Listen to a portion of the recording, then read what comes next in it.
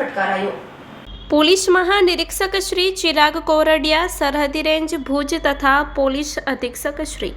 વિકાસ સુંડા, પશ્ચિમ કચ્છ ભુજ તથા નાયબ પોલીસ અધિક્ષક શ્રી આરડી જાડેજા, ભુજ વિભાગ ભુજનાઓએ અસામાજિક પ્રવૃત્તિ આચરતા ઈસમો ઉપર કડક શિક્ષાત્મક કાર્યવાહી કરવા માટે સૂચના આપેલી હોય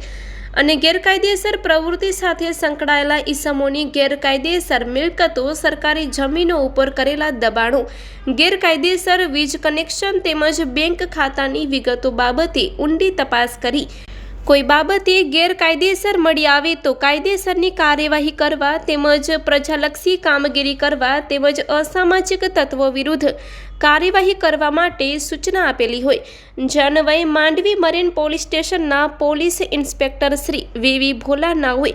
માંડવી મરીન પોલીસ સ્ટેશનના પોલીસ સ્ટાફ સાથે પીજીવીસીએલ માંડવી નાઓની મદદથી ચીટિંગ પ્રોહિબિશનના અગાઉ ગુનાઓમાં સંડોવાયેલ અસામાજિક તત્વો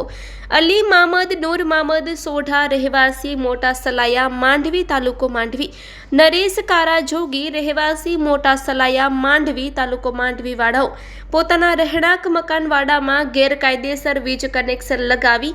વીજ ચોરી કરતા હોવાની હકીકત મળી હતી।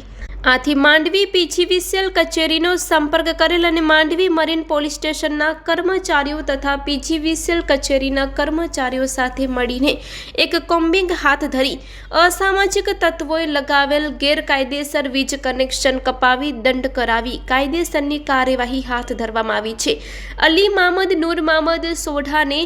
1,49,934નો દંડ ફટકારાયો છે, જ્યારે નરેશ કારા જોગીને ₹66,185નો દંડ ફટકારવામાં આવ્યો છે। આમ કુલ ₹2,16,119નો દંડ ફટકારવામાં આવ્યો છે।